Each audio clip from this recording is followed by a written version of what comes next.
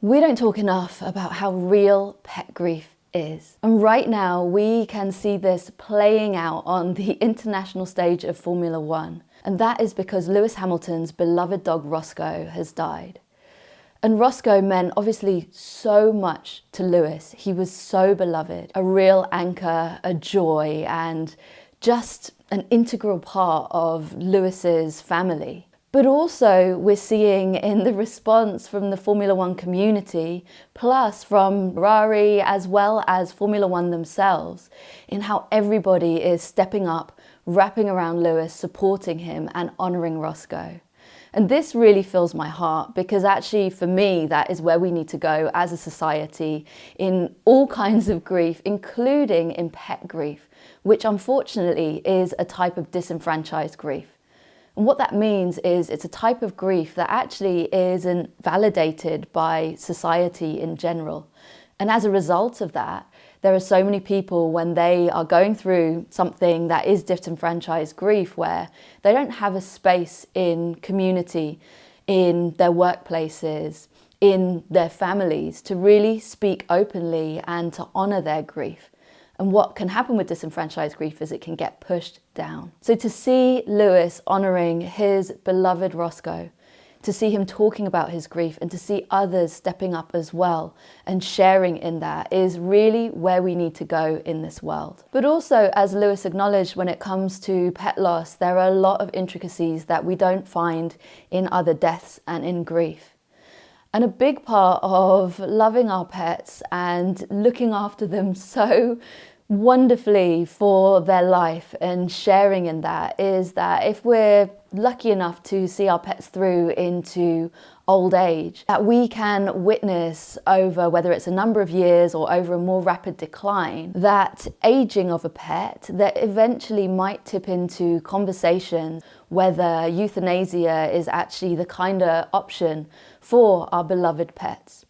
And as Lewis has acknowledged in his post about Roscoe, that actually that decision was the most difficult decision for him to make.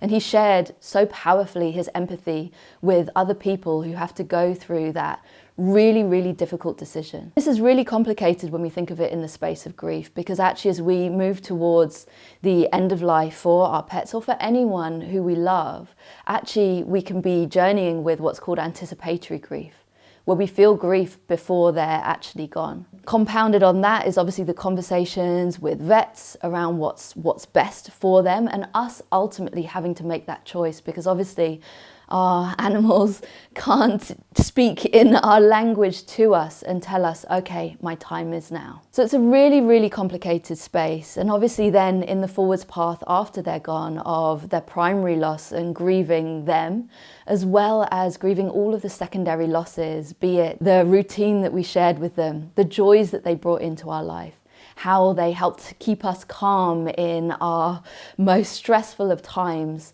and many, many other milestones and occasions where we're really going to be feeling the grief that they're gone. So if you're grieving the death of a pet, or perhaps if you're in that anticipatory grief as you journey towards the end of life for your pet, I'm here to say that your grief is real.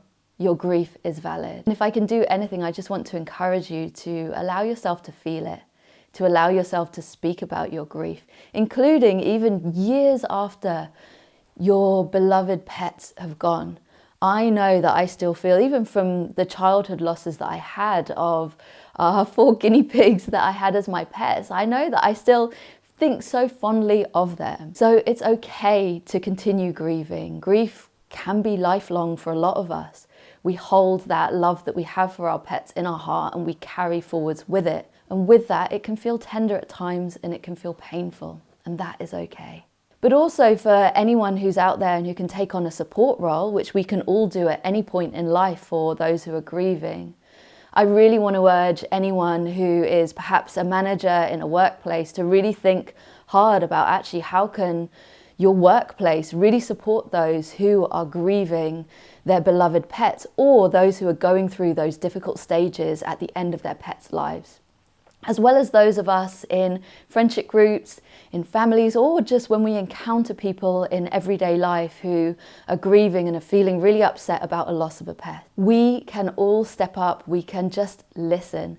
To give that listening ear to someone who's grieving is so, so powerful. For you, if you're grieving your pet, I'm going to be lighting a candle today for Roscoe, for the pets that I have loved and that I have lost, and I'm also going to be lighting a candle for your beloved pets too. I share this with the encouragement to just step into any rituals and any meaning making that feels right for you. And know that I and Death in the Daily, we are always here to support you in your forwards journey.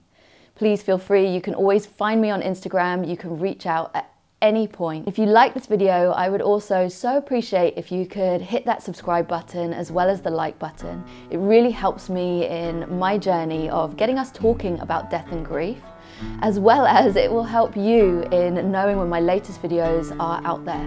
Because if you're grieving or if you're supporting someone who's grieving, then these videos might just be the one that can help you today. Wherever you are in your journey, know that I'm sending you lots and lots of love.